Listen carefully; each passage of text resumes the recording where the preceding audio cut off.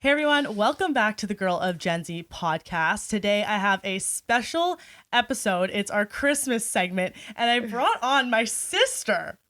Say hello. Hello. So Erika's my sister. I don't know how I managed to convince her to get on this podcast, but this is definitely going to be more of a casual episode. As you can see, we're literally sitting on pillows on the floor of my bedroom because that's just how this is going to go for this episode. I wanted to kind of veer away from the structure of my episodes with guests and being more of like entrepreneurial type backgrounds. And I just, have some topics I feel like would be interesting to bounce off of with my sister here. And I feel like together we're two very opinionated people, but in very different ways. So, yeah. And then we brought some wine because, why not? That just makes it a fun time.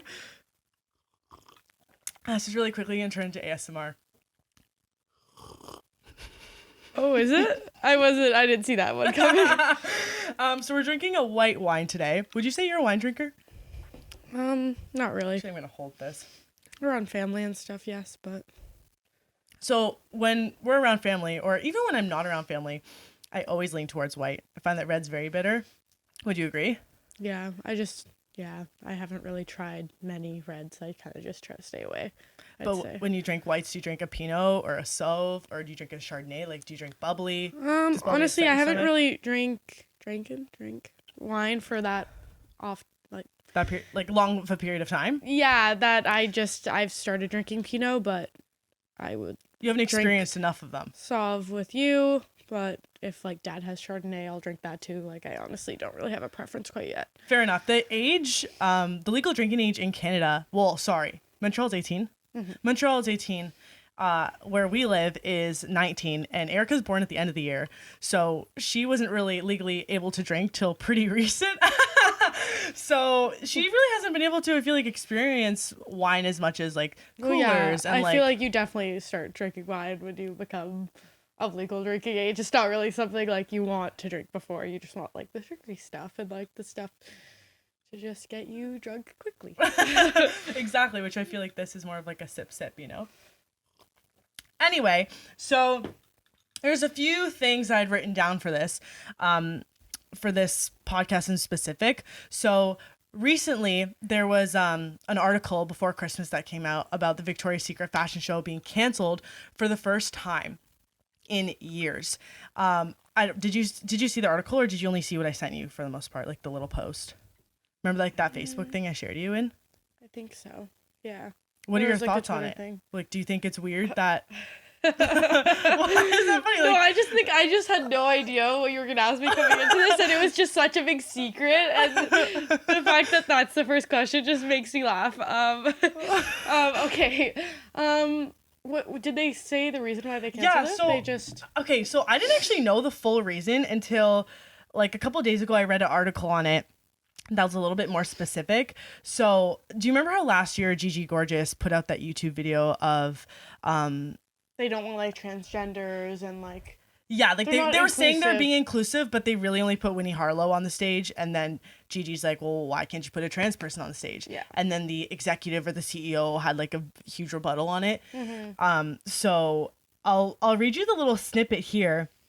And because social media has evolved so much now, as opposed to like when there was no social media and it was just strictly the fashion shows. So part of this article, they had mentioned that the music artists that perform, that would get leaked before the actual show aired. So that was like one of their issues. I don't know. I kind of called BS on that. Like, like Katy Perry would perform or Justin Bieber would perform, and the actual show wouldn't air till like a week later. Yeah. So they're saying one of the reasons why they're canceling it is because of that. It's like we've heard that song being performed before. Like, why is it such a big deal? Exactly. But they I want to find the exact part. Okay, so they said the show was a very important part of the brand building of this business, and it was an important aspect of the brand and a remarkable marketing achievement. And with that being said, we're figuring out how to advance the positioning of the brand and best communicate that to our customers. And that's among the things that Victoria's Secret Chief Executive Officer John is focused on. And then he said, the move comes months after the lingerie brand made noticeable changes to appear more inclusive following backlash, such as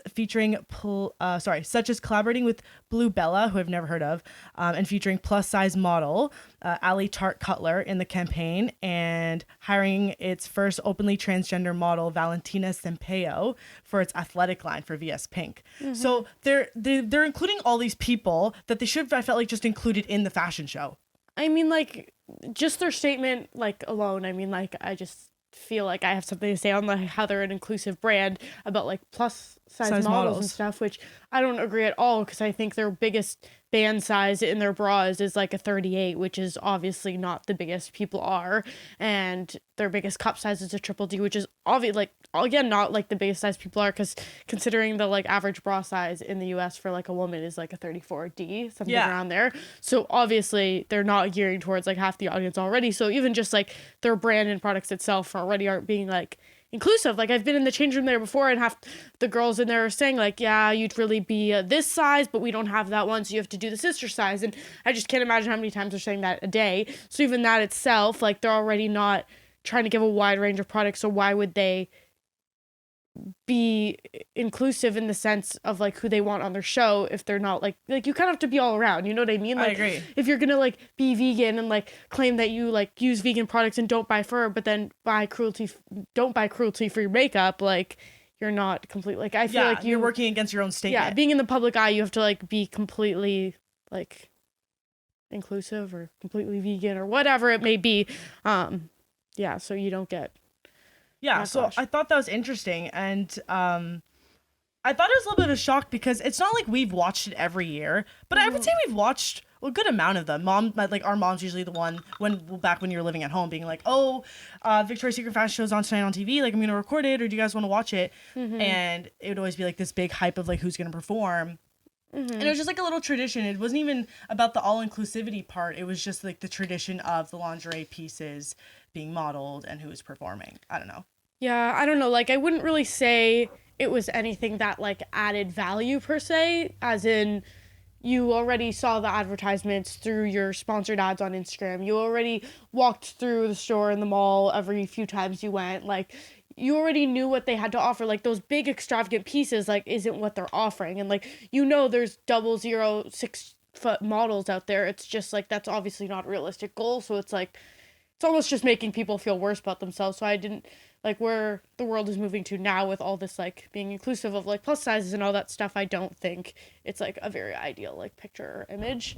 So, like, I wouldn't say, like, losing this show is, like, a huge loss. Yeah, exactly. Like, in our personal, like, it hasn't affected us that personally, like, one-on-one. Yeah, exactly. But just quickly bouncing off of that, do you remember, I think Brandi Melville still has One Size Fits All. And you remember, like, Trisha Paytas recorded that video of, like, they told me I was too fat or I would stretch out their clothes or something. I feel like you're the one that told me that. Was it her or someone else? I don't remember. Because this was years ago, back when we shopped there. But now there's, like, videos circulating the internet where it's, I wear this size, and she tried on that size at multiple different stores, and they all fit differently, like in jeans, for example. Well, yeah, because everyone's fabrics are going to, like, fit a little Slightly differently, different. and, like, your body type is obviously different. Like, some people, like, have a smaller waist or don't have a smaller waist or have a bigger chest or not, or smaller chest, so it's going to fit differently depending on how you feel comfortable in that piece of clothing. So if you're an employee at Brandi Melville and your manager told you that you kind of had to, like, I don't know the right word, like, restrict who's trying on the clothes. Like, if you saw someone that was, like, plus size and was like, ooh, those denim shorts aren't gonna fit, like, and she was like, you have to say something because, like, they're not the one size fits all, because there has been situations like that at Brandi, and I feel like I wouldn't say anything. I wouldn't be able, I don't think I'd be able to stand by whatever Brandi's, like, rules are of how they work. I just, like, as a human being and, like, having morals, and, like, I just, like, wouldn't feel comfortable telling someone that, because that's, like, someone who's clearly not an extra small at Aritzia trying on an extra small. Like, I'm not going to tell them what size they're allowed to try on. Like, it's clearly, like, open for everyone in the public, and if they break it, then, or something rips or whatever, that would be on them kind of thing, or whatever the company's policy is if you don't catch it or whatever. But that's kind of just more so deal with it when it happens kind of thing. Yeah. I feel that. I also heard that I watched a video, I think it's probably like 6 months ago or something. This girl, she was like my interview experience at Brandi, and they asked her what her social media was, and they like went through her like analytics and stuff to see like if she posted in Brandi Melville clothes, and like they asked what her measurements were. It was like almost intrusive. I feel like it's one thing to just go check their social media accounts, but to like ask all these details, like I feel like only more and more companies are going to start doing that. At least ones like that, like. Yeah, I don't think it's serious enough for a part-time minimum wage job to be asking that. Agreed. That's like I mean, when you're 15, 16, 17, whatever, like when they ask those kind of questions, like, yeah, you feel a little uncomfortable, but bottom line is you want a job and you're young and you're going to take what you can get. But as you get older, like you get more of a feeling through interviews and meeting these managers. And if you don't get a good feeling, you're going to go elsewhere, because ultimately, like if you're not happy there and you don't feel comfortable working there, you're not going to enjoy yourself and you're not going to ever want to be there. So you're going to want to work somewhere where you stand by what they stand for, basically. 100%. Yeah. Okay, so let's veer away from this topic then. Have you seen the Tesla Cybertruck? Briefly, I saw like the Ford against the Tesla. So you saw the tug of war, because I wanted. Did you see the video? I didn't watch the video. No. You didn't? No. So do you know who wins? I'm guessing Tesla. Yeah. Well, yeah. But like, what do you think? If you guys aren't aware, so there's this video. Obviously the specs on this Tesla Cybertruck are like out of this world. Yeah. And I think it was Elon Musk who tweeted something like, "Oh, it can pull this amount of weight on an incline with that car." And I don't know if they're driving against each other. I can't quite remember. And then Ford kind of like was trying to like jump to their own defense and being like, "Oh, well, that's not fair. Like you've been planning for this like for so long. Like if we had the amount of time to put on those specs, like we would have too," or something like that. And then Elon's like, okay, do your best. Like I'll give you time, whatever. And then they like do this war, and obviously Tesla like freaking so wins. They got the time to do their best. I think so. Yeah, I think that's how it went, if I'm not mistaken. But I don't know, like, what do you think of the actual look of the car? I feel like it looks like it's from, like, not on Earth. Yeah, like, it fully looks like a robot, but it looks like from Star Trek or something. I think that's the attention you're trying to attract with getting a car like that. Like, even Tesla sedans and, whatever, all their cars, they all sort of have a different look than your standard car. Like, even just the, door handle, like, it's meant to attract attention. He wants it to look different, just like iPhones all have that sleek look. Like you're trying to make it look different than an Android would. So it's like you're paying that premium price. You want people to know what you have, and I don't know how cool it is. Have you seen the do you know any of the features on the truck? No. Have you seen that like the front is called like a frunk, like so the back's a trunk, they call the front a storage space as well, because it doesn't need an engine because it's based on battery. Could you imagine how much extra space you have? Like you have two trunks. Like imagine having a big family. That's so ideal. I feel like for someone like that, for family vacations, you know how dad would always have to like obviously put all and we couldn't see over the back when he was looking to reverse. But imagine having all that frunk space. Yeah, well, the thing is every family has different features that they need. Some like the automatic door on vans because their kids aren't strong enough to pull it closed. Some like all the extra car seats, which I don't know how many seats the truck has. I don't know either. I'm guessing 3 in the back and 2 in the front. That's my guess, but I'm not positive. But yeah, depends how big of a family you have. Like we liked our 8-seater car for a period of time, or 7-seater car for a period of time, because touring all of us and a couple of our friends was really convenient to always be the family with like the bigger car and like be able to drive your friends around at lunch. We never actually had to count our seats. You'd think, oh, well, everyone will fit. Like, yeah, exactly. But again, everyone has different things that they look for when they get a car. Like just features. like when you get a camera, you have different things that you look for. Like the specs. Yeah, exactly. Would you ever get a Tesla? I don't know. Like I don't think I could. Like, your dream car a G-Wagon? Is that what you're gonna tell me? I wouldn't really say I have a dream car. I like, it depends on what I need at that time. So yours is so much more practicality. Well, like I'm not gonna be unrealistic and say a G-Wagon, because I know I probably won't ever think that the car's worth it. Yeah, I don't know. Like, I mean, a Tesla would be nice to have one day, but do I think it's like the best car or the coolest car? Maybe, maybe not. Like, I've never driven any of these cars. Some of them I haven't even seen in real life, so I can't really say or not say what I think of them. Fair enough. Okay, so veering off this topic, then I think I need to top up on my wine. Do you need to top up on your wine? So do you want to just hold the bottom of the glass? Yeah. Honestly, I find it so satisfying when I was gonna hold. Okay. Thanks. I find it so satisfying. I've hear a couple podcast hosts like do like a wind down Wednesday like podcast episode, and they're just like ranting about stuff, and you can hear them pouring their glass of wine. They're like, "Oh, this is the featured wine I'm drinking tonight." I don't know. It just feels like such a chill mood. It's so much different than like a podcast that's supposed to be so much more informational based. Like, you know what I mean? Like the vibes are different. Yeah. Could you just hold the bottom of my glass? Sorry. Yeah. Thank you. Do you usually drink spritzers? Depends how I'm feeling. Depends. I mean, like, it's the holidays. If a few extra calories won't hurt me. So the show You on Netflix. I never knew you watched it, and I don't know if you knew I watched it, but then we had recently talked about how it's airing December 26th. Yeah, I just don't hear of you watching many shows that I watch, I would say, on Netflix. So when I heard that. Okay, we might say some spoilers in this, because I kind of like want to refresh. Do you remember what the last episode was? No. You don't remember, like the basement scene and I remember the library?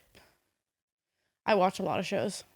Really? Yeah. Okay. Well, I would say I've probably finished 5 shows on Netflix, maybe. So so the last episode, as far as I remember, let me just get the characters. Cast members, so then at least we can like reference them by name. Oh my god, where are their actual names? His name's not actually Penn. Beck. Peach. Yeah. What is his name? It's not Penn. No, it's not Dan Humphrey. Dan Humphrey's in Gossip Girl. Go back and then say cast members, show names or something like that. Character names. It literally still doesn't come up. Maybe if I click this one. Yeah, that one. IMBD. Directed, cast. DB. Whoopsies. Joe. Okay, so Joe. Joe. So he plays Dan Humphries in Gossip Girl. Did you ever watch Gossip Girl? I did. I can never get into it. Okay, so he plays a different character, obviously, on this show. A very strong character, which I kind of couldn't envision him playing until I kind of watched the whole season. I was like, wow, like you have to be like pretty good actor for this character. A good actor is a good actor, right? Yeah, exactly. But I feel like I haven't seen him in any roles since Gossip Girl. Like Gossip Girl made his career, and then all of a sudden you see freaking Dan Humphrey in this show You. Yeah, well, these Netflix series are becoming huge hits. At first they started out quite small, and then they actually started incorporating big actors like him, and then I think they really took off, kind of thing. Yeah, well, they had him, and then Shay Mitchell played the best friend of Beck, which played Peach. And Shay Mitchell is from Mississauga, so I just like have a huge soft spot in my heart for her. Like back in the PLL days, there was like this poster of Shay Mitchell in the Aeropostale store in Buffalo, and my mom was like, "Oh my god, it says Mississauga on the poster, like take a photo, girls." So we like took a photo in like these little dorky outfits. Like we're standing beside a picture of Shay Mitchell. Yeah. I've watched a couple of her like YouTube videos, and I do like what she stands for, and I think she's like a strong. I've seen her travel company base. Yeah. It's like simple. From there. Oh, really? Yeah, it's like this little flap thing that you put, on like the back of a car seat or the back of a plane seat. And then there's little pouches in it, so you put like your chapstick, your gum, like the stuff that you always have to reach up to your overhead. Did you use compartment. it on your last? I haven't got it yet. I just purchased it for my next trip, so I feel like I'm always trying to reach into my compartment to grab my little things, and I just wish I Your had a spot for like just stuff. my like core things. So it magnetizes, so like the flaps magnetize together, and then you can pull your stuff in. But with shipping and stuff, it was really expensive. Like I don't know if I'd recommend getting it from Base, but it's like tan. It's a really pretty like nice leather. I feel like celebrity items, especially like living in Canada, like I don't know how much Skims are, but I think they would definitely be more worth it for the average American consumer rather than the Canadian consumer, just based on dollar. Yeah, for sure. But back to the show. So the last episode, like all this stuff goes down with Beck, who plays the main character that he's like stalking in this series. And like his ex-girlfriend that like kind of disappeared off the face of the earth. I don't know. I can't remember if she changed her name and moved to another country and someone found her profile and was like, this is his ex-girlfriend. I can't remember, but I don't think that happened. I don't remember. No, but the ex-girlfriend comes back in the last episode because that's what starts this season is like him coming encounter with his ex-girlfriend. So he never killed her. So we're super. But he killed the girl in the first season? Beck. Yeah. I don't know. I'm really not usually into like mystery and like this like psychotic suspense drama, but like it's addicting. Like when I was at school, I would do a little bit of editing. I'm like, okay, an episode before bed. And then the next morning I'd like get up early to watch an episode with my breakfast. Yeah. Like it like just caught you on this loop. Yeah, that's true. Yeah, I have a few shows like that. What are some other ones? Blacklist. I've heard of that one. What's that one about again? It's about like the world's biggest fugitive makes an immunity agreement with the US FBI to basically catch the world's like most wanted like the criminals? Yeah, exactly. So he gives them all the criminals that he knows about because he's kind of like worked alongside them and he helps them find them. But there's just, it's so much more than that. It's just who's like in the FBI and his relation to them and then their past and like how they end up being like related. Yeah, it's just, even they came out with like a newest season and I don't think it had the same effect as the first 5 just because I watched them like all in a row. And again, I was at school. It'd be like late night staying up watching it and then getting up early to watch it too. That's when you know you're freaking addicted to Netflix series. Well, there's only certain shows that get me like that. Like I've watched like Hey You, like a few reality television shows like Love Island. I don't know if you've ever watched Love Island. I watched one episode. One episode, really? But okay. it was only so because their seasons are long. So their seasons are probably like 50 episodes and they're probably 50. Yeah, like 40 to 50 depends on the season. They have a Love Island USA as well, but I watched the UK one. It's really cool because they all have accents and stuff. But where was I going with that? So I've had like my fair share, I feel like, of television shows. Do you watch more than one at a time? No. That is just too confusing. I think especially in those episodes before bed, you wake up and you mix the two shows up and it's like reading 2 novels, I feel like, at once. Like it's very rare I do that. Like if there's one I had to read for school and then one in my leisure time, way back when. Like sometimes I confuse 2 subjects that are pretty similar. Never mind shows, I can't do that. Okay, so the next thing I want to talk about is Disney Plus. The whole hype about it. Okay. What do any of your friends get it? Were they like, Disney Plus, let's go? So we actually have Apple TV in my house at school. And it's logged into one of my roommate's boyfriend's accounts. And he got Disney Plus like one night after the bar, like he just on a whim made an account and a few of them were watching Disney Plus till like 4 a.m. Really? So anyways, we woke up one day, we had Disney Plus, but so I've only watched, I think I've watched maybe 1 episode of Hannah Montana on it, and then we watched one movie called The Good Dinosaur because my roommate Paige, she just told me it was the cutest movie ever. It was like her favorite movie as a child, and like we both said we were gonna like write notes during it or like something like that, and then we both like just had our eyes glued. Like it was so cute. Like it's just The Good Dinosaur. Yeah, it's just one of those movies was it cartoon? Yeah, it just like wasn't like terrible acting. It was just like a cute kids movie. It was cute. Yeah. I don't know. But, no, I'd recommend. For all adults out there. What was the Hannah Montana episode you watched? I don't remember, one of the first ones probably. Where she's literally like 13 years old. Yeah, like She's the one where super her young. best friend like comes into her dressing room and like she has the pie Emily on her- Osment. She has the- Osment. That's her. She has like the pie on her face and stuff. Yeah. Yeah. The early days.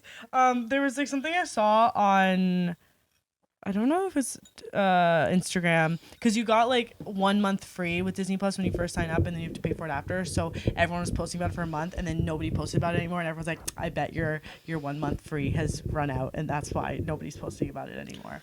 Yeah, but then there are a lot of people who just forget about it and then end up paying it, or they share it in the house, or they're using someone else's account or whatever. Like same kind of deal with Netflix, but I think they're obviously super smart for doing so. They haven't put have they not put anything on Netflix? Yeah, they haven't put any Disney No. shows or movies on Netflix for years, and everyone was kind of like wondering why. But it does make sense that they were plotting this all along. It's obviously when they kind of hit more of a plateau in their income or whatever, and then they decide to add this, and it's like the people who forget that they have the subscription and they get charged for a whole year, and then bam, they made income off someone who didn't even use it. Yeah, that's so true. I was gonna say, I feel like for us, after we watch, like, if we did have it, which we like now don't, other than like your house, whatever, at school, I feel like we would just watch the stuff we'd feel like rewatching, and then we'd kind of be done with it, as opposed to people who, like, kids who are younger would actually like use it as if it was Netflix and actually explore and find new shows. But to Yeah. us, they're all old reminiscing shows. I also feel like with this era, I mean, although kids use like iPads and TV and stuff more, I feel like parents are more limiting as to how much like TV time or iPad time they get. So True. I feel like a online subscription platform like that, where they don't even know what these old shows are all about, I think watching the current shows would be just fine for them. So That's true, they I don't don't need that one up. It would be nice to see as like what audience it actually caters to. Like say they just put in a little survey at the beginning of every sign up kind of thing, or before you watched every 10 movies or whatever. But yeah, I don't know how much it would actually adhere to the like under 10 platform like that. Yeah, I see what you're saying. What was I gonna say? Somebody that I had worked with, I don't work with any of him anymore, but he said that he has like multiple brothers, and he said his little brother was like, I don't want to drop names just because I don't know if they're cool with me saying this, but he like told his older brother, let's call him Michael. He was like, Michael, like Disney Plus just came out, like I really, really want to get it. And he goes, we all have to just pay $3 each or like whatever, because they were gonna split it. And then Michael was like, gave him $25, like, don't bother me for a few months, and he just like paid for it, which was nice. Oh my God. Yeah, he said it was like nice to like watch it with his like little brother who's 9 years old or 8 years old, to like, he was reminiscing the old stuff, but this was completely new for that kid because he didn't live in the era of like Sweet Life of Zack and Cody and That's So Raven. $3 a month, that's adorable. Right. What else was I gonna say? Oh, like, how'd your exams go? How was exam season? Terrible. Stressful. Yeah, I would definitely say it was the worst exam season yet. I don't think I listened to anyone when they told me that second year was The toughest. gonna be harder. I just think being in a business program where I took most of like the prerequisite or required courses in high school, a lot of like the first half of each course, or sometimes even with one course, the whole course was basically high school content. So being tested on it was obvious, like it's a little bit of a deeper level of knowledge or higher level of thinking, but having already a year of practice on it or a semester of practice on it, whatever, you obviously can excel in it a lot better. And learning, say, I'm in a business program, so learning a different type of accounting, or learning stats, rather than data management, it's different, and getting tested on it in like a multiple choice format is obviously different than high school, and while learning a new topic, I would say is more challenging. So do you say that was like your biggest jump from first to second? Yeah, I would say it was, I mean, like what, I don't know, it's just like when you get a new teacher, you got to figure out how they're going to like format the test. That's basically like the biggest like test in high school. But once you get to university, it's like how they're going to format everything, and having 40% midterm and 60% exam is obviously very different than even first year. So I would just say like the pressure and the waiting and just like the higher level of thinking in the testing. Oh, okay. Okay, sorry, we just needed a little leg stretch. Okay, we're back. So non-school, like class related then, what would you say the jump was from living on res to now being in a house, living with just a few people, seeing them every day maybe, or maybe not if they're always in their room? How was that switch? For myself, I lived in first year on res, in an off-campus residence with 4 other girls in an apartment style. I did have a meal plan, but I also did make some of my own food. So the only really change was one being I do have a house actually closer to campus now, which is more convenient, and I cook most of my own food rather than getting it from the dining hall. Yeah. So I would say the only really change is like planning out when I'm gonna eat my food and like grocery shopping. I live with the same amount of people and we share the same amount of kitchens and bathrooms. I'm usually, me and my one other roommate, Paige, are both really big neat freaks, so we like to do a lot of the cleaning. And it doesn't really bother us just because we kind of like doing it and we do it together. Like we take our study breaks to clean, which I mean, I guess I know if you saw what my room looked like right now, Clarissa would never think so, but I know Paige thinks so. So it's like, yeah, I mean, the messiest my room has been was probably during exams. And then at the end of my last exam, I told my dad to pick me up like 4 hours later so I could go ham on cleaning. Yeah, like do my laundry, change my sheets, do my bed, like dust, wipe down every like surface, like vacuum, mop the floors, like yeah, I did everything. I would have done that when I went back because it's for 3 weeks. It's the only thing I'll need to do was dust when I go back. But when you vacuum, I want to dust and then vacuum because it all gets on the floor, right? Wow, Mom taught you well. Think about these things, you know. Just then vacuum. Yeah. So how many girls do you live with? I live with 4 other girls, so 5 including myself. And it was the same when you were in your res off campus. Yeah, and I would say like. And 2 bathrooms? 3 bathrooms when you were last year. Oh yeah, there was 3 bathrooms. And this time there's 2. One on the bottom level, but like that's where the kitchen was. So you walk into the house. There's 3 bedrooms on the main level with 1 bathroom. Upstairs there's 2 bedrooms, no bathroom, and then bottom level there's another bathroom, and a kitchen and a living room. Most of us use the bathroom on the main floor just because the girls upstairs obviously aren't going to go all the way downstairs unless someone's obviously using it. And it's kind of nice for when we have people over, and if we're not all down there, they can kind of just like use the space down there, the bathroom, and what have you. Yeah, it's a good setup for sure. Yeah, no, can't complain. Good landlords. It's all great. They liked how much they decorated their place. That they want to take the landlord wants to take photos of the the way they staged it themselves. We did end up taking photos. It was actually another study break of mine and Paige's. We decided to we were gonna ask for something. Our fridge, it doesn't have what's the thing called shelf railings. So both of our fridges have doors that we basically can't use because every time we open the fridge, everything falls out. So that's frustrating. And it was fine for it's fine for heavier milk cartons, but anything plastic will will rip open. Anything glass you obviously can't put in there. So we were asking for that, and then we're like, wait, we haven't sent them the pictures yet. So we're like, okay, let's clean and take the pictures, and then we will send them or ask for the shelf railings update. We still have not got the shelf railings, but it's been how long? When do you ask? Since when do you ask?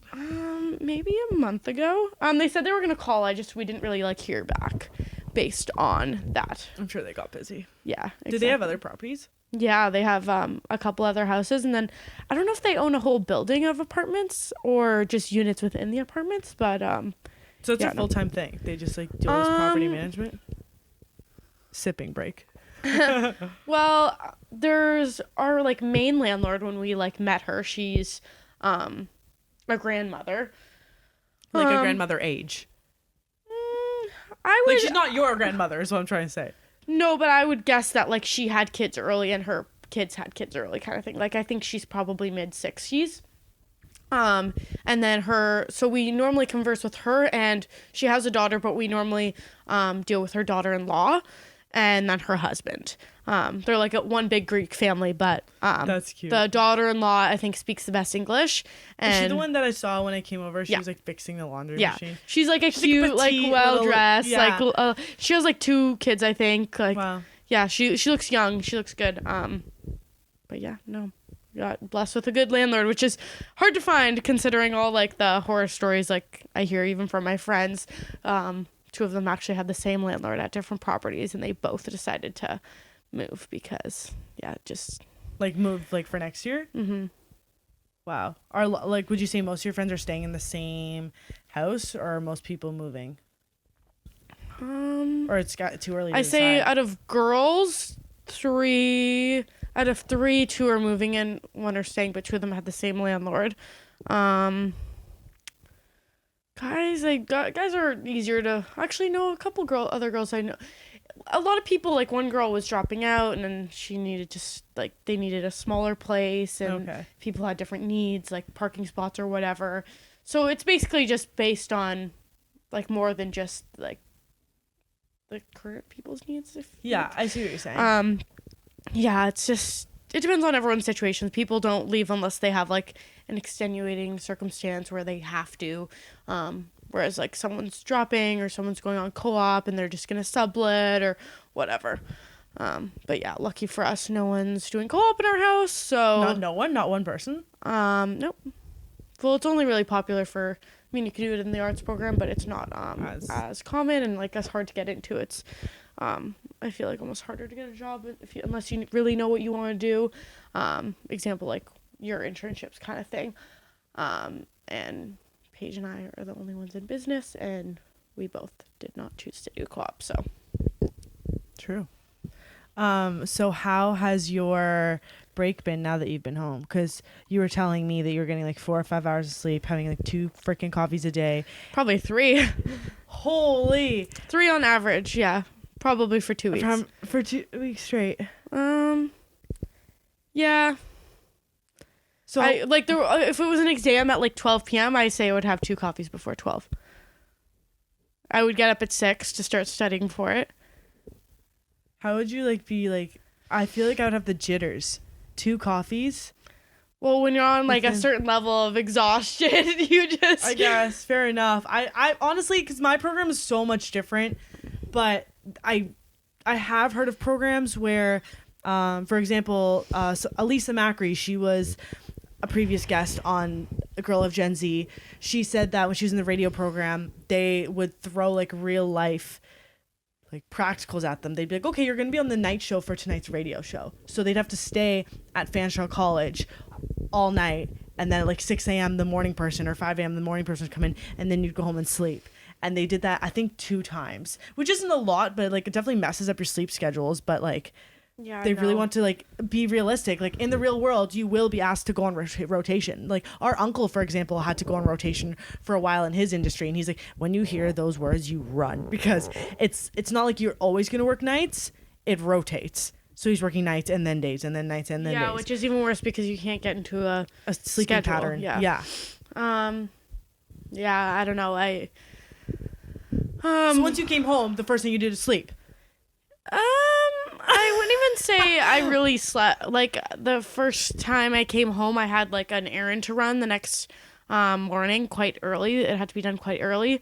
And then just coming home and not having a car at school, there was just things I wanted to get done kind of like right away, or I needed to in like the next couple days. And once I was already up and I'd already been in the routine of getting up early and being productive, so I just had one day of kind of still being productive, and then the next day I probably slept until like 1 p.m. Yeah, and I also, it's very different in my room here, whereas like it's like I can't even describe what kind of blinds they are, but they're like a next level of blackout blinds. Like you are in pitch black, yes. Like there can be sun shining throughout the sky, so bright, the brightest day of the year, and you don't have any sun in your room just because of how our blinds are. And at school, my blinds are pretty good. Like they're probably like the best version of the IKEA blackout blinds, but let's just say when anyone comes over to sleep over, they get up and then they'll like go back to sleep because they still think it's nighttime because there's no light shining through and they're used to seeing something peek in from their own house. And then they'll get up at noon and be like, holy crap, what do you mean it's noon?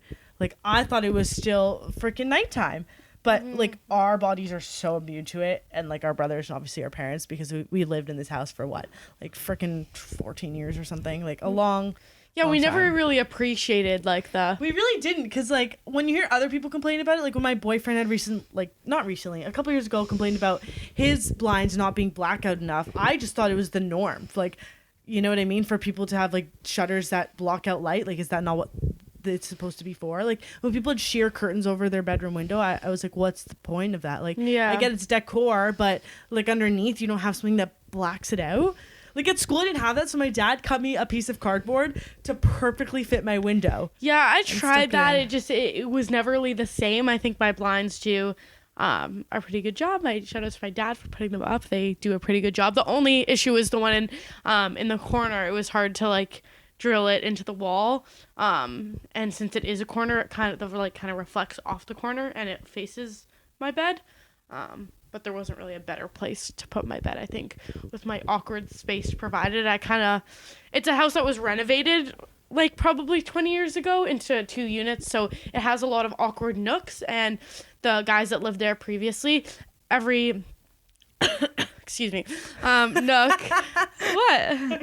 No, you're just funny. Every nook pretty much perfectly fit a single bed. So every guy in the house had a single bed, but coming from home and having a queen size bed or double bed, whatever you have, you're spoiled. You're usually like, once you get to like 13, 14, you get upgraded, right? From your like childhood single bed. So having a first year single res bed with a mattress topper, there was just no way I was giving up my luxury of a queen bed again. So I had to find out a way to make the awkward space work. We went back twice to take measurings because one of our roommates' dads just said that doesn't make sense. You got to go back. So we went back and we measured. You went back to your house to remeasure? Last year, because the first time the landlord did it, we didn't know how properly he did it, because it's always better to double check, because just doing it on an angle or stuff like that. Like, our dad would go the extra mile to make sure it's like the perfect measuring. So I definitely see how someone you don't know and trusting their measurements would make you a little uneasy and wanting to double check that.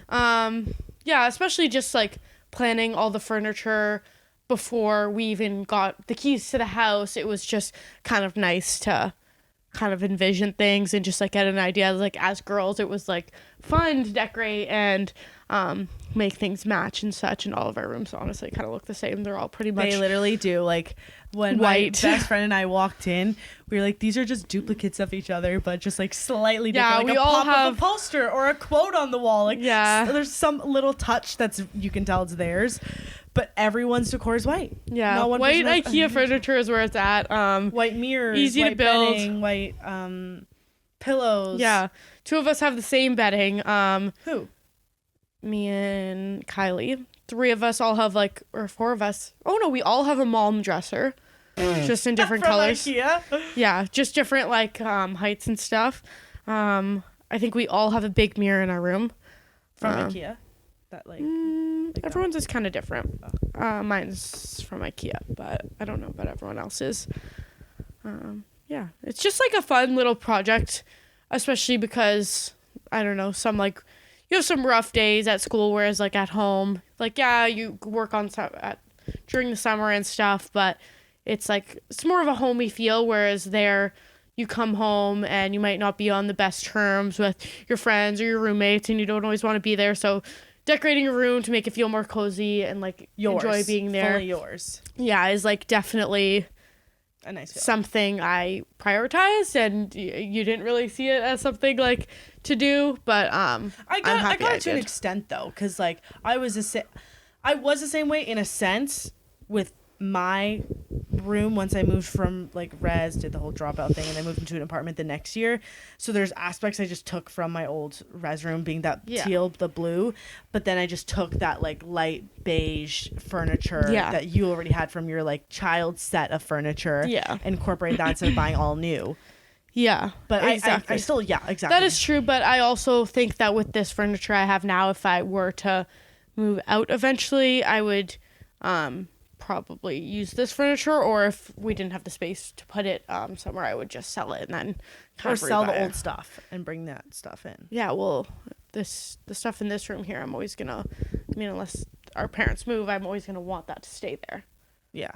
I'm not just gonna have an empty room. No, but I mean, like, when you move back after school, Oh, yeah. then, like, you might want to sell that and keep the white stuff. Whatever. This is when we get into, like, really intense conversations about, like... We won't go there. So, being halfway through your second year, like, what are your thoughts going... Like, you're going to be in third year next year. Which is crazy now that I'm saying that out loud, because to me it was just yesterday that you were picking what school you were going to. You got your keychain and matching sweaters. And I know. like, it's funny because like the school I'm at now was not my first choice, and even when I did get in, it being one of the better schools out of the choices I had, I still didn't want to go there. But then as soon as I took a tour, like my dad was convinced that I should go there. My brother was convinced I should go there, also coming from a business degree at Guelph. which is a separate school. Yeah, so I go to Laurier. I was not convinced on Laurier. I didn't really hear that many great things about it. I saw a lot of people were dropping out of it, including Clarissa's boyfriend. So I didn't see. You were like nervous of that. Yeah, feeling. what my brother and my dad thought was so great about it. But then again, it's different for every person. Some people like don't get a good feeling on a tour, but they do like the school. But I very much went based off like the vibe I got on the tour. The guy running the tour was like a really enthusiastic, like outgoing guy. He was in business, so it was really easier to cater towards his experience and like how he applied to co-op and how if he was doing a semester abroad and how every 10 people that walked by him he happened to know, and it was just like that's the kind of experience I want. I don't want an experience where I don't know anybody and I don't feel welcome here. Town. Yeah, so just like even the business building is obviously beautiful. It was like just renovated under probably like 5 years ago or something. Now like stepping into there, I was like, wow, like this place is beautiful. And now I'm just like, I'm there every day. Like it's nothing to me, but at the time it was like your falling in love phase. Yeah, no. And then with Erika being the decision maker she is, she said that if she went on more tours, she would be the type where she would not be able to decide. Yeah. So she was like, I just gotta stick to what I've seen. I'm definitely an indecisive person. So this is the girl who, when we were little, when we go shopping with our Nona. Yeah, our Nona. She would ask at every store, what's the return policy? Like, at the freaking checkout. And I was like, can you not commit to one thing? But she was like, she just always wanted the safety net of, like, being able to return it. You can't return the school acceptance. Yeah, no, I knew I couldn't do that. But I only had a few. It was good with this because, obviously, it's a big decision. But my choices were really McMaster, which didn't seem like a bad option, but both my grandparents live in that area, so I kind of just associated the idea with like my grandparents. And so you felt you still a little bit of home in a sense, but you wanted to break free. Like from it wasn't like you just wanted your own town. Not far enough, but it just it didn't seem like the place for me. And then I was really stuck on Guelph because that's where my brother went, and he just had a great experience there, but. There was nothing that really like stood out to me about it. And then once I did the tour, I was just at Laurier. I was like set on it. Yeah. Even though I didn't go to Laurier, I had that same feeling you did. Like community, close knit. Yeah. Me and my friend were actually talking about this. I don't think you're gonna understand this sort of like interpretation of it, but we basically described Laurier as, or like just going to school at Laurier like camp.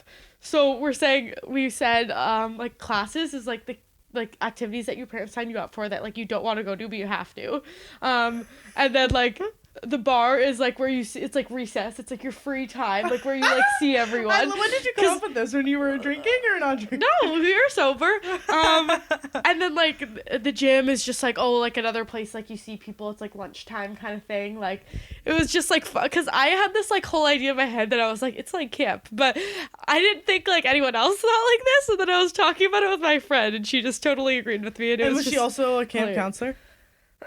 No, she wasn't actually, but okay, I'm thinking of the wrong friend then. Because I was like, that would be so funny if I was thinking who I thought you were thinking. No.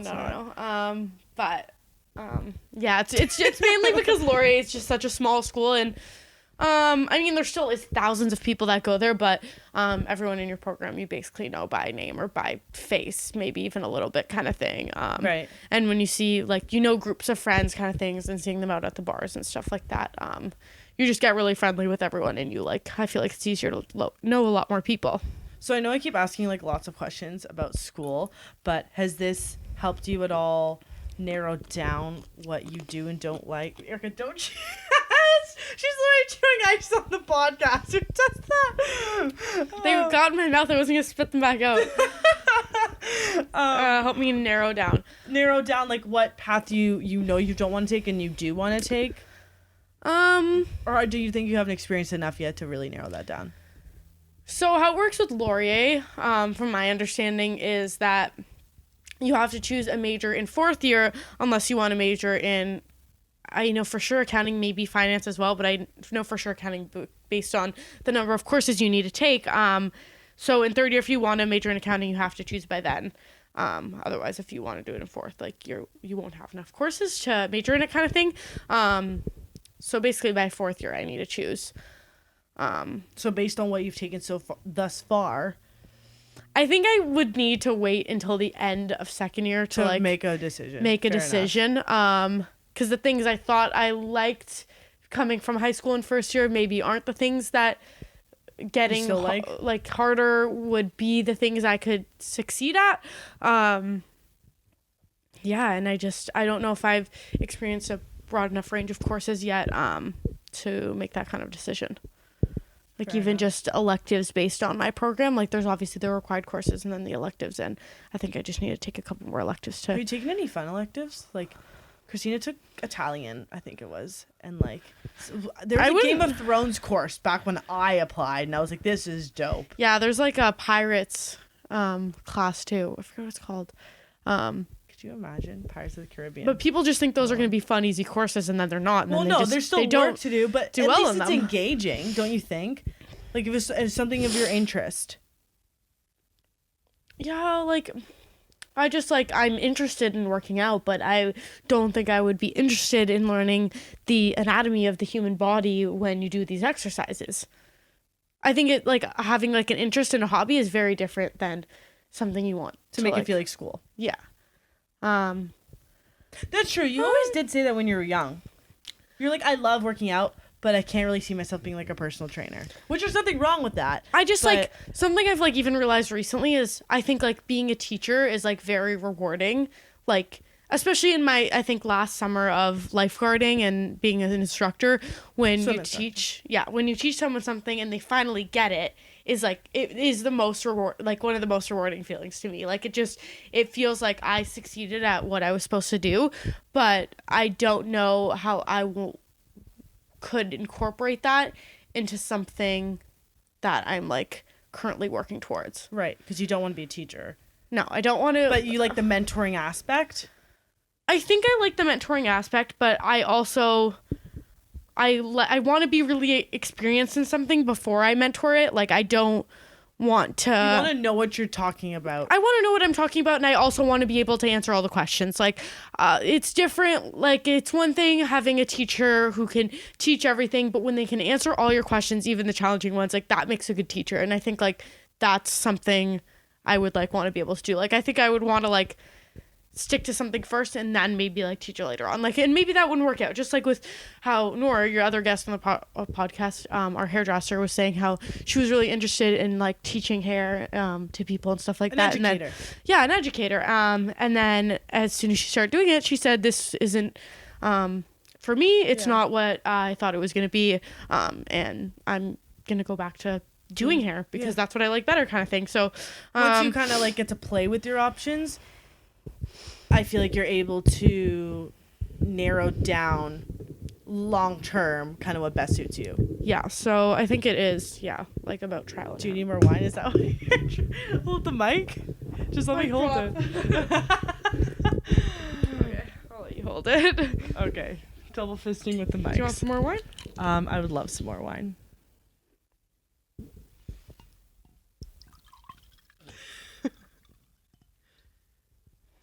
What do you think of this one? So, our brother, at one of our family functions was this week, he said he had this app that you'd scan the label of the bottle and it would describe the notes. I don't know if they're called the same thing in wine, but in candles they're called notes. Like what are the scents within?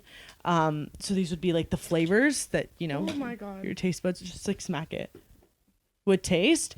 So is it more citrusy? Is it more I don't know, like bitter? Like what are what are like the details of the wine? And so it says the percentage on the bottle. So this was actually 13%. Wow, you picked kind of a high one. You should do the app. Yeah, let's do it. Well, you picked a high one. You got it. No, you picked. Okay, so I picked out a few, and then Erika picked from my shelf of wines in our basement. Let's do this app. So the app is called. Oh, sorry.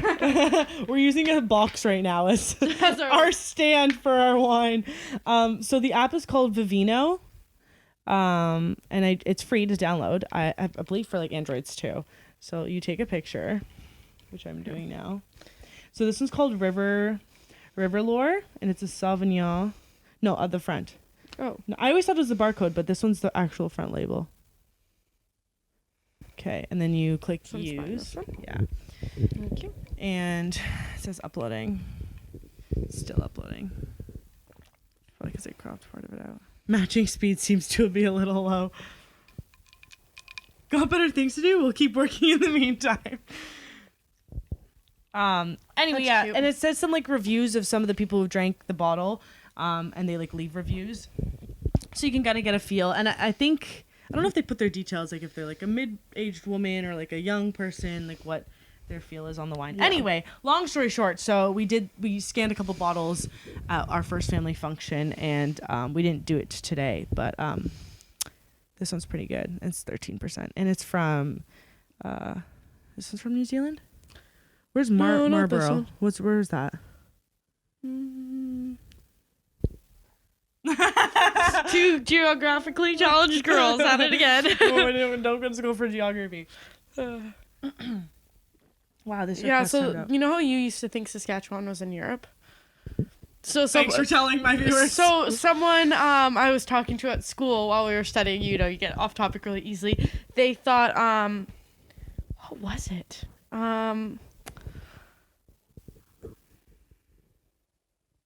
Was it a province? They thought Calgary was pronounced Calgary.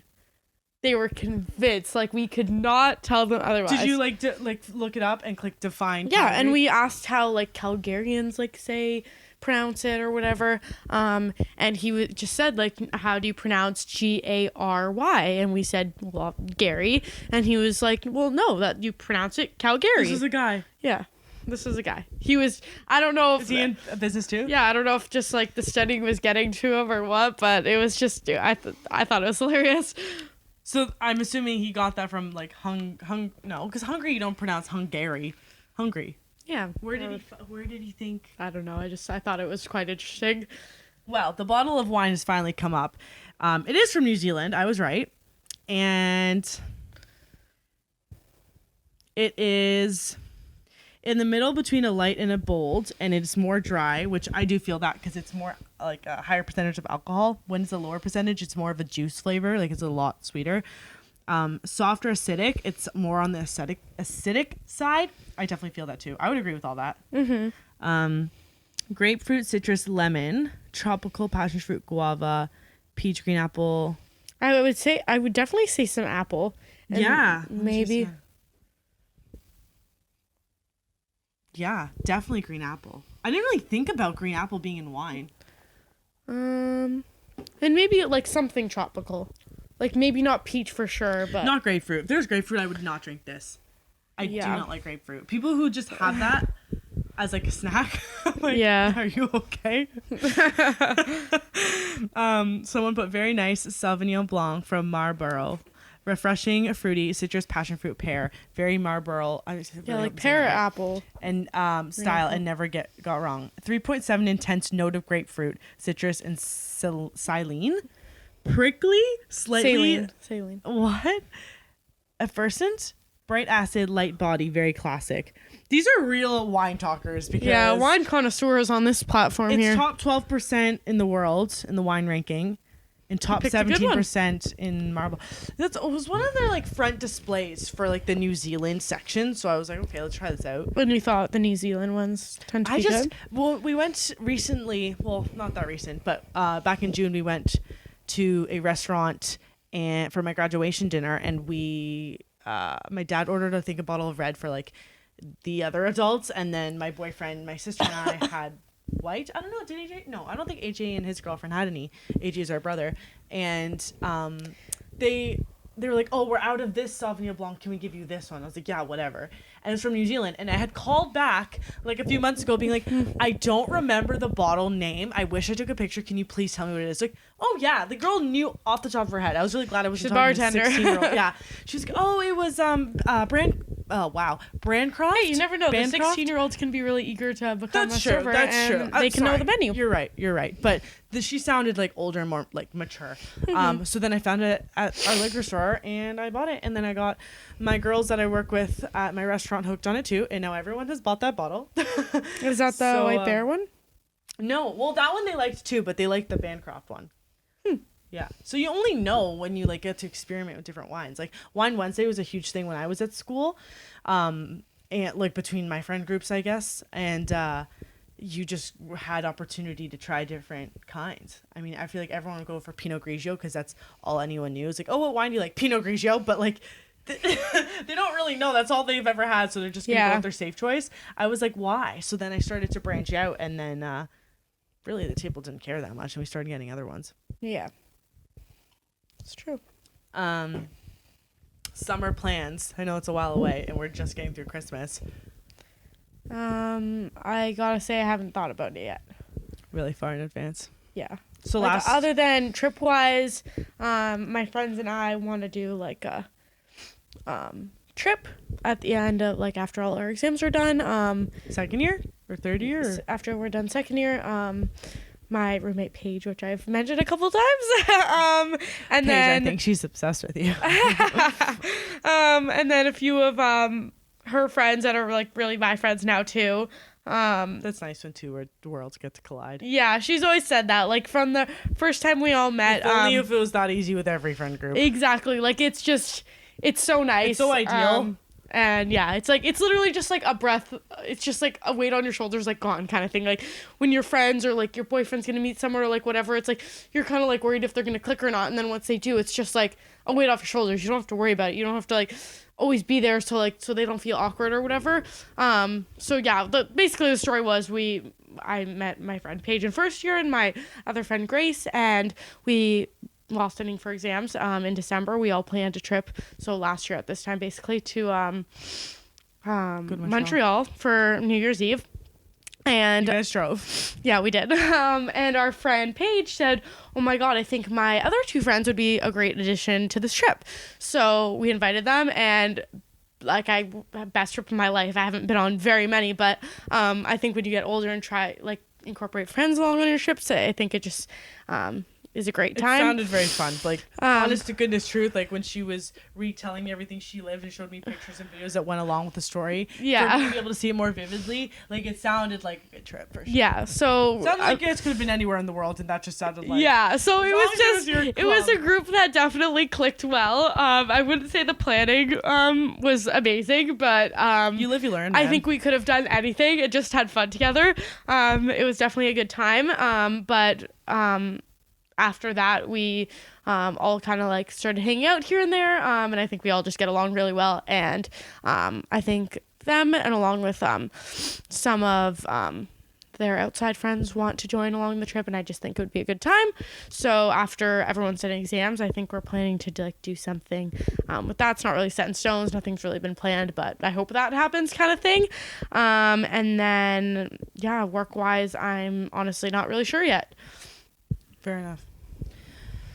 I was gonna say something else. Wine break.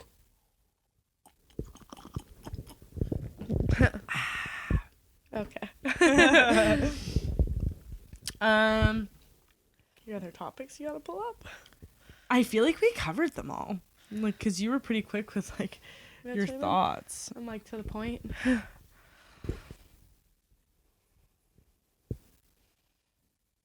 Okay, I guess because we're filming this the holidays, we can kind of end off on this topic unless something comes to your mind. Okay.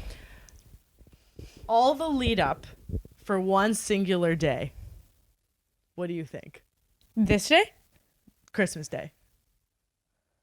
Like, as in, like decorations, Christmas lights being put up, expensive presents, like, and then everyone waits for it. It happens. It goes out like a blink of an eye, and then everyone returns to their normal lives.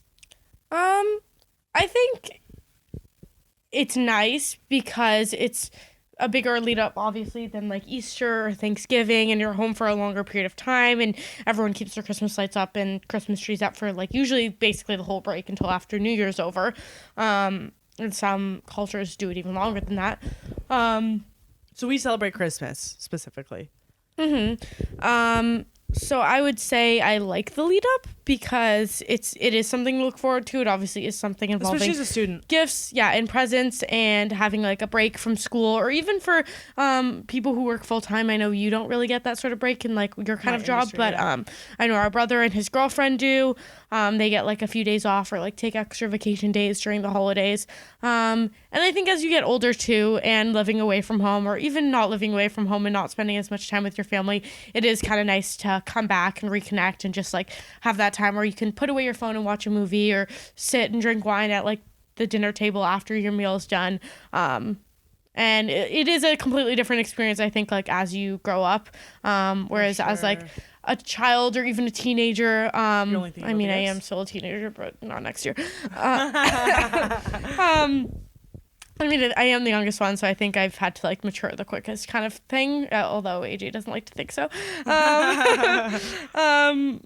But yeah, no, I think. So you enjoy the lead up?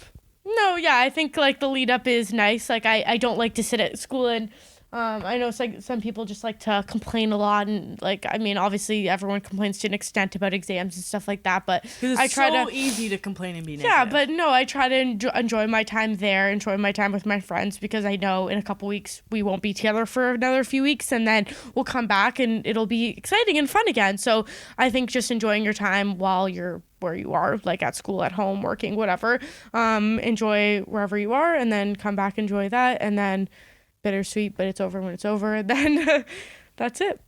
And you've had, I would say, a pretty good break so far. You've had a mix between relaxation, catching up with home friends, working a little bit to make some extra cash during the holidays, because it can be quite an expensive time. Especially with social media nowadays, I find, and everyone posting like, look what my boyfriend got me a Gucci bag, and it's like, holy crap, that's like I want rent. a Gucci bag. Yeah, so more expensive than my rent. Wow. Well, Waterloo, it ain't too much. I feel like as a kid, it's very like, we're going to Nona's house, and there's presents, and there's money, and we visited more family friends back then, so it was even more like Christmas days we'd kind of like have. Yeah. But as you get older, and your grandparents get older, and like we have a smaller, more like immediate family where our only really extensive relatives are our mom's brother and then our grandparents. So and his fiance. Yeah. So as we start to get older, you just, again, like, appreciate your time with them. Yeah. It's nice that I can bring my significant other now to it as well, to be able to have him experience what our family is like, and then being able to experience his side. Like, the way we do Christmas and, like, our traditions is, like, my brother put it in such a good way. Like, a couple of years ago, he was like, we literally show up, don't have to bring any food, don't have to clean up a single dish, and we get to leave. That's literally it.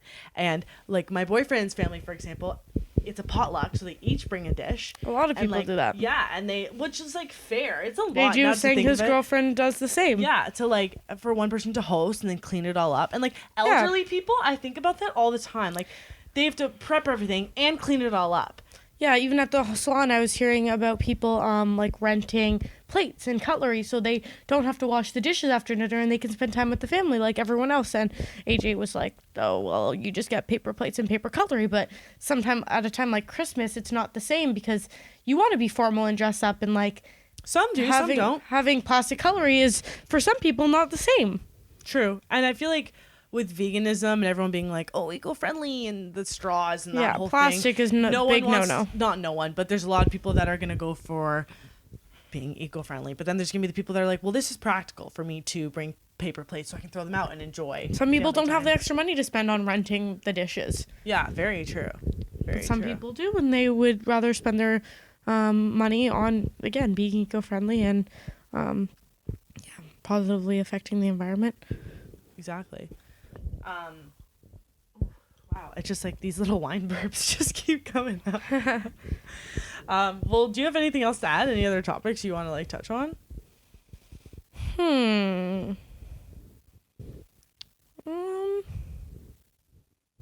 Your 5-year plan. Oh, wow. I was like not ready for that. Let me take a sip of wine. Gotta think about it. I'm assuming you mean career-wise. Career-wise, family-wise, like life-wise.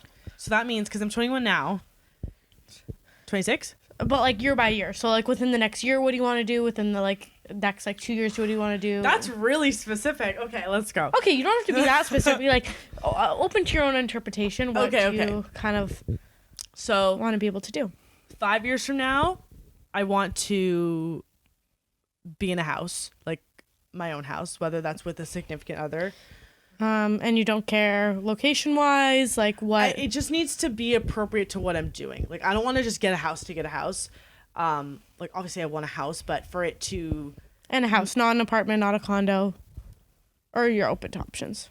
I'm open to the condo option, but I don't want to do an apartment. Just my personal opinion is it's throwing money down the drain unless you're away at school where it only really makes sense to rent because you're only there for a short period of time. So you want to buy out a house and be living in it, depending on your career, like living wise, kind of who and where. I don't think it matters if whether I'm a bartender or whether I'm in a 9-to-5. I want to be in a house or a condo. I want that to obviously be in some relation of where I live. Like I wouldn't buy a place in freaking Waterdown and then go to work in Toronto. Like I just don't think that makes sense. But say you'd rather just stay here at that point. Kind of thing. Exactly. Like if I was succeeding in what I'm doing now with content creation, I could see myself being a little bit more open to where I'm going to live because it doesn't matter. I can content create wherever, but I do find that you can be a little more explorative and adventurous when you're in a bigger city like Toronto because there's more to do. Like there's the like eating in the pitch black restaurants. There's like there's just so many more things to do in Toronto as opposed to a city where it's not everything's populated. Condensed. So like everything you want to experience here within 5 kilometers is all within half a kilometer there. Like it's just population's higher, there's more things to a closer distance within you. Like that's just how it is. Right. Work wise, I think I kind of already answered that, but like I would love to still be doing some form of content creation. Even if I was working for some type of company and I was still able to be creative in my own way, I think I would still very much enjoy that. I think I've just started to fall in love with the idea of my free time that I do have. So working 3 or 4 days a week and then having the other 3 to be able to completely wake up and go do things when I want, film when I want, edit when I want, go to the gym when I want is so much nicer than to be in that stuck of a structured 9-to-5 window, which there's nothing wrong with, but I would really like if I didn't have to be. So having been someone who's done the commuting, you've lived in downtown London, commuted to school 30 plus minutes, and then you've also had the living at home, having a car available to you and being able to do your own drive, go to find a gym that you like no matter where it is because you can drive to it. Work doesn't matter because you can drive to it. would you rather live downtown and live on that commuter lifestyle, or would you rather live in a smaller city like Mississauga and have your own car available to you, as say like our brother does, and get like that kind of freedom? But live at home or live in my own house? Well, if your 5-year plan is to live in your own house, then live in a house. That's tough. Well, because I know for like a lot of people, they're two major expenses. So some people choose one or the other, or some people choose to live like at home and have none, or again, like just have the car at home, or what? Because I know as like someone like myself, even so little as taking the bus in Waterloo, not sounding like a stuck-up brat. Yeah. Like it's something I don't enjoy doing. Like I enjoy a drive to work. Like I enjoy like a car ride, listening to music. Like that is like a part of my day I like can look forward to. See, that's so different from me to you, because it's not that I'm in love with public transportation, but maybe it's because I drive stick. I don't know, but I'm not like, I don't love and get excited to get in the car and drive. So if honestly, now that you've put in that perspective, I could see myself on public transportation, like listening to a podcast as opposed to having to drive myself somewhere and listen to a podcast. Do you know what I mean? Mm-hmm. So that's a tough one. Yeah. Because like I want to say live that's something in Toronto I didn't really like and commute. Notice until I noticed myself avoiding doing things that involved public transportation. See, yeah, but it's because I could. You don't mind that aspect of life. I was like, okay, it's a 20-minute bus ride to the mall. Like Masonville was the closest mall. I was like, that's whatever. Like it's in rush hour. That's fine. I'll just listen to 2 podcasts today instead of 1. Like I almost thought it was like a reward sometimes if I didn't have a lot of homework. Yeah. Yeah, that's. And maybe it's just because I haven't been forced to do it enough. Like I don't know, but that's just like even something as little as going to the gym. I know you said you like your time to like with your pre-workout. Yeah, drink my pre-workout, listen to my like gym pump up tunes. Like my walk to the gym at school is probably 4 minutes. So I could chug a pre-workout in that time, and I can probably like focus on the streetlights for 2 out of 4 of those minutes. Yeah. So it's not really the same experience for me, even if my walk was 10 or 15 minutes. So yeah, it really made me realize that like part of the experience of going to the gym for me was like I loved like driving there, and even like after like those endorphins are flowing, like just listening to that music, like again I don't know what it is. Yeah, true. Marriage wise, definitely like later 20s, and kids definitely not till like later 20s. I'm even thinking like, and why is that? Early 30s, just because I want to be able to like build my career, and I want to have the 20s to be able to do so, and I want to do a little bit more travel. And you just don't want like the time off getting in the way? Correct. I feel like you just have more freedom when you don't have those responsibilities, right? So fair enough. Being able to experience that and saying, okay, that chapter of my life is done, like this is the next step. Like I'm such a planner, more structured that way. So if you asked me this a few years ago, I would be like, no, I want kids by like 24, 25. Like, I want to get married. Like, I want to be young. But now looking at like how my brain thinks of how my plans will be long-term career-wise, I think I'll need most of my 20s to do so. To build that. So even considering all like the fertility issues people have nowadays, and like the IVF people go through, I think that's called IVF. I thought it was IBF. Either way, I hope you know what we're talking about. Anyways, all the stuff people go through, and unfortunately miscarriages and all those things, that it doesn't actually happen as planned. If you want to have kids by early 30s, it like that trauma of even having a miscarriage and stuff could maybe not end up in you trying until your mid 30s, and then maybe at that point you can only have 1 kid. So does that thinking about does that? So I feel like that's affect? where I'll sneak in the like late 20s. So like 27-ish. It's just like, oh, if it happens, whoops, like we didn't mean to. Well, no, I'm definitely a planner that way, and I think I would try to be safe and do start at that time, and like have it go into my 30s.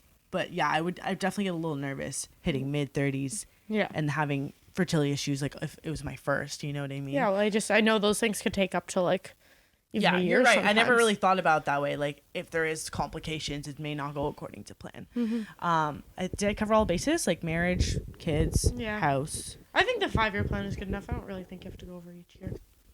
Are you ready to say yours or no? Because you're like, I'm literally just going to be out of school.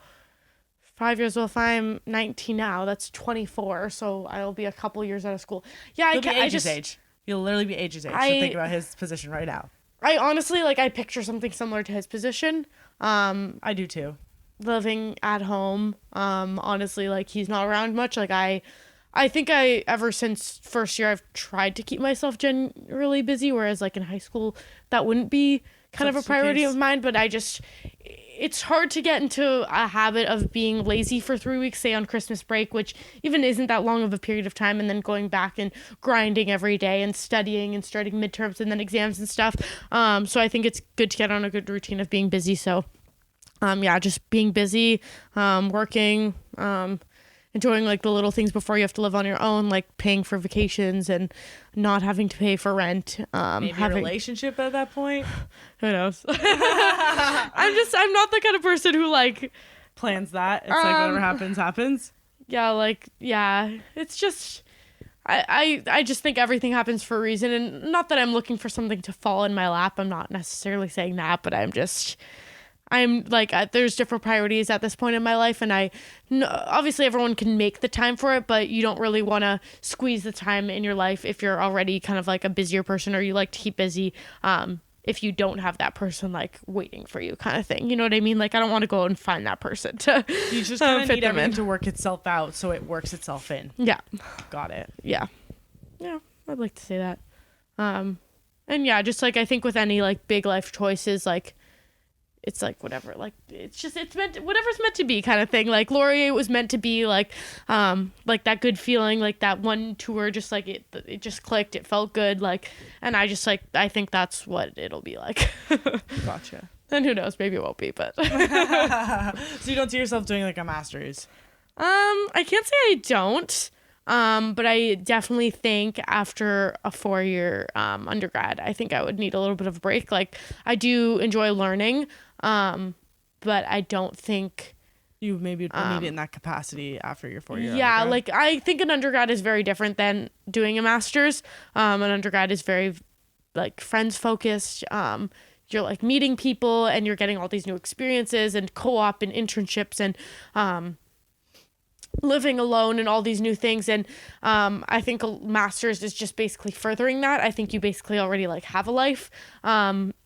Basically, like it's just like the next level to you're an adult, and you're just like, you're solely focusing on school, and you're just trying to do like the next best thing to get like the better job. And I think I would want like some more experience in a workplace before doing that. You considered that. Yeah. Oh, cool. Okay. Do you have any other questions? No.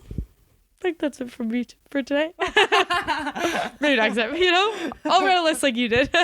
You know what? I said I'll write a list like you did, but I'm kidding. I can't steal your role. I think this is a pretty good segment for your very first. Can you believe we did YouTube videos together? Like, I think our next one. Oh God! Don't tell him. Don't tell him. No, reacting to our first few videos, because I have them on so funny. Drive. Like,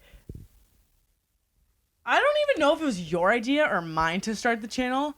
Like, because it had to be one of ours. I don't think we collectively went to each other and were like, let's do a channel. But yeah, I think I don't know. We were just amazed with all the other people doing it, and I just think that's what it was. Yeah. We wanted to be like them. We wanted to be cute and pretty. We wanted to be Juicy Star 7, All That Glitters 21. We want to be the sister duo that had speedy bags, one in white, one in the brown, 30 and 35. Why do we know all that? You know that? I don't know that. Okay, well, I know that. Different priorities, clearly. All right, so that concludes this wine night episode. I really hope you guys enjoyed kind of like winding down with us, and just like real life chats. Obviously, fully off the script, just real life experiences. I think we will do something again. No, we think. I definitely know I'll be able to convince her onto something else in the future. Whether that be another like an extension to a pod, like this kind of episode with just newer topics, or like a reaction to our early days on YouTube. Yeah. But yeah, I quite enjoyed this. Do you want to link your socials, or are you not like that kind of? Sure. It's Erika.Gregornik on Instagram. Yeah, that's the only really like public she's tagged in platform. some of my stuff, so just like go that.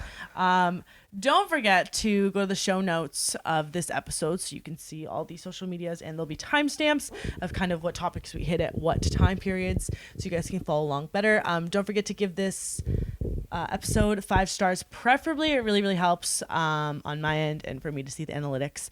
So yeah, I really hope you guys enjoy. Thanks so much for being on.